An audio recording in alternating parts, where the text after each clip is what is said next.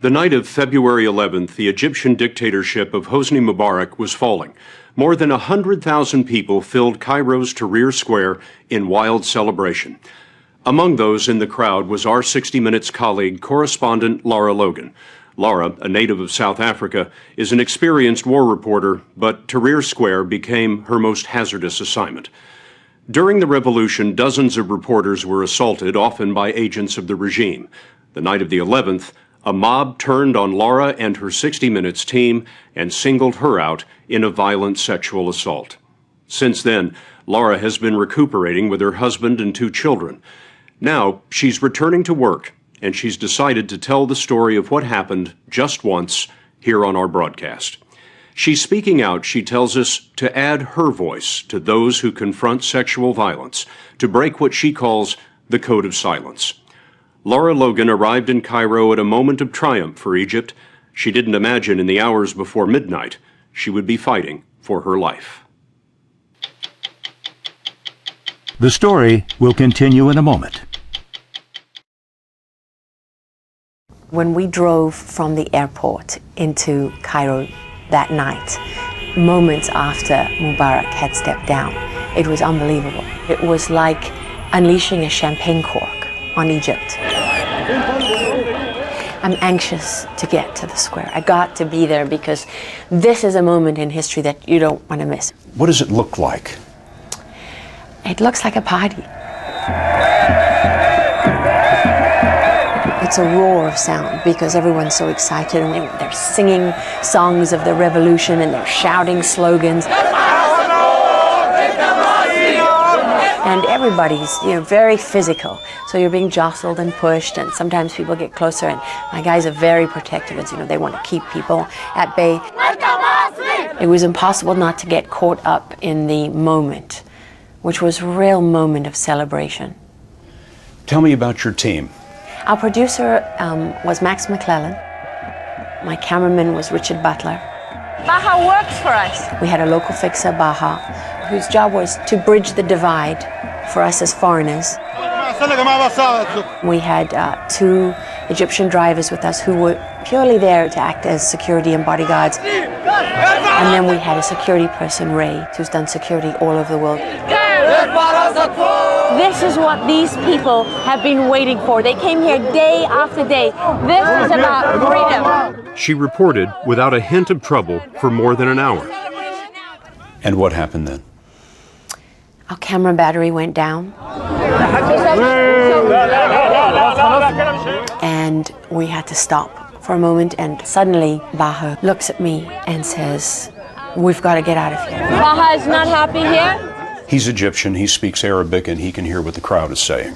Yes. He understands what no one else in the crew understands. That's right. I was told later that they were saying, "Let's take her pants off." And it's like suddenly, before I even know what's happening, I feel hands grabbing my breasts, grabbing my crotch, grabbing me from behind. I mean, it's not, one person and then it stops. It's like one person and another person and another person. And I know Ray is right there and he's grabbing at me and screaming, "Lara, hold on to me, hold on to me." As she was pulled into the frenzy, the camera recorded her shout. Stop!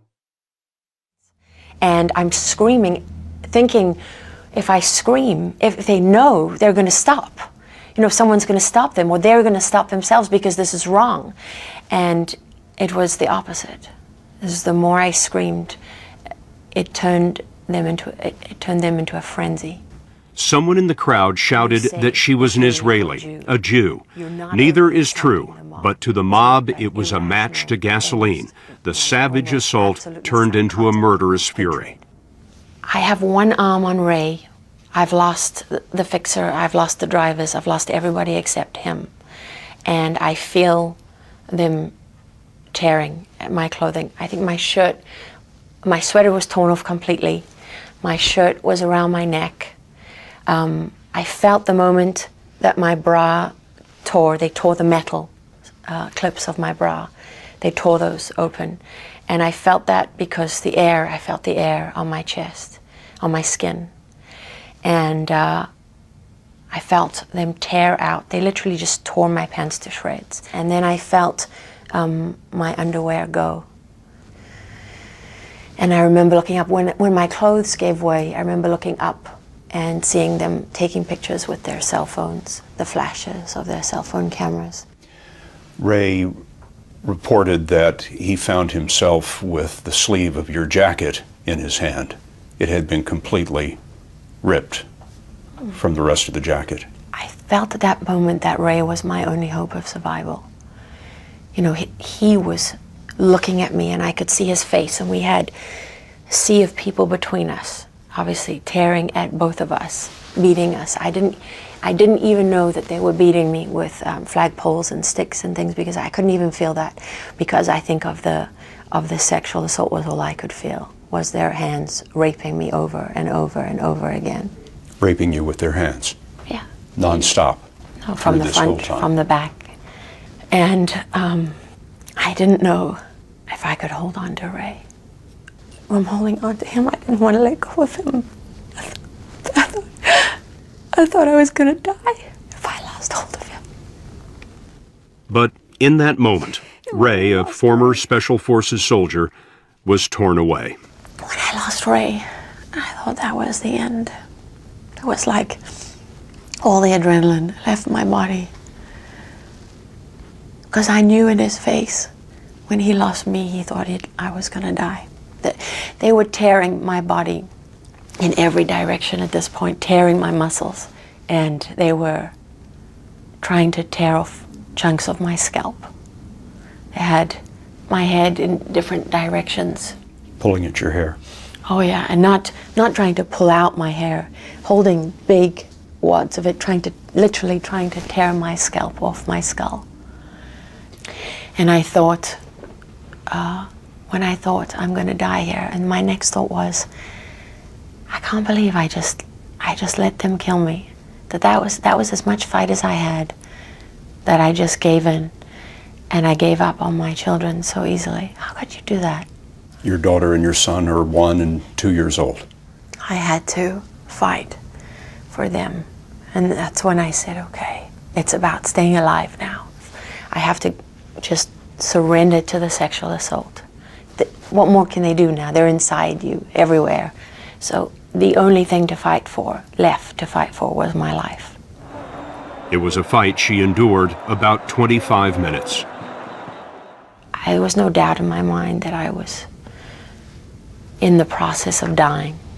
I thought, not only am I going to die here, but it's going to be just a torturous death that's going to go on forever and ever and ever. Lara was dragged along by the mob until they were stopped by a fence. At that spot, a group of Egyptian women were camped out. And I almost fell into the lap of this woman on the ground who was head to toe in black. Just her eyes, I remember. Just her eyes, I could see. Wearing a chador. Yes. And she put her arms around me. And oh my God, I can't tell you what that moment was like for me. I wasn't safe yet, because the mob was still trying to get at me. But now it wasn't just about me anymore. It was about their women. And that was what saved me, I think. The women kind of closed ranks around me, and I remember 1 or 2, maybe 3 men standing with them, and the women were throwing water on the crowd, and they were pouring water over me because I couldn't breathe, you know, I was rasping. By this time, her team had convinced a group of soldiers to go in after her. Finally, some soldiers fought their way through the crowd with batons, beating the mob back. And that was the moment I thought, I have a chance to get out of here alive. And I grabbed the first soldier and I did not let him go. Boy, I was not letting go of him. And I'm screaming and hysterical. I'm like a wild thing at this point. I mean, you imagine my hair is everywhere because they've tried to tear my scalp to pieces. My clothes are shredded. I'm filthy, black with dirt from going down into the filth. The soldiers took you out of there? That one soldier that I was holding on to, he threw me over his back. And they still had to beat the mob back to get through it, back to the tank where they had more soldiers. What happened in that moment when you first were reunited with the rest of the crew? I remember, Max, going down on his knees in front of me, and he said, "I'm so sorry. I'm so sorry." By the time producer Max McClellan saw Lara, she was in the arms of one of the drivers, dangling as if her legs were broken. She looked like a rag doll. She looked completely limp. She looked like someone who was physically, emotionally, and mentally spent, overwhelmed. The soldiers drove Lara and her 60 Minutes team back to their hotel, where a doctor examined her. She was basically sore everywhere, head to toe. It was like she had been through some sort of grinder. The next morning, Max and Lara flew back to the U.S.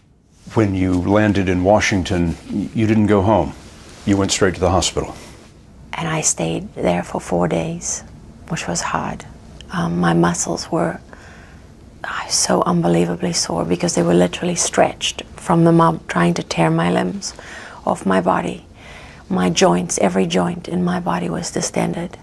And then the more intimate injuries, the tearing inside, and the mark of their hands, their fingers, all over my body.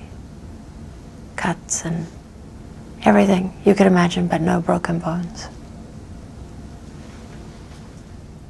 Tell me about that moment when you saw your children again. I felt like I'd been given a second chance that I didn't deserve. And because I did that to them, I came so close to leaving them, to abandoning them. Do you feel like you're healing now? Oh, definitely. I'm so much stronger. That night, her attackers faded away into the crowd. It's not likely anyone involved will be brought to justice. We may never know with certainty whether the regime was targeting a reporter or whether it was simply and savagely a criminal mob. It is true that in Egypt in particular, sexual harassment and violence are common. I had no idea how endemic, that it is so rife, so widespread, that so many Egyptian men admit to sexually harassing women and think it's completely acceptable, in fact blame the women for it. Why are you telling this story now? One thing that I'm extremely proud of, that I didn't intend, is when my female colleagues stood up and said that I'd broken the silence on what all of us have experienced but never talk about. What did they mean by that?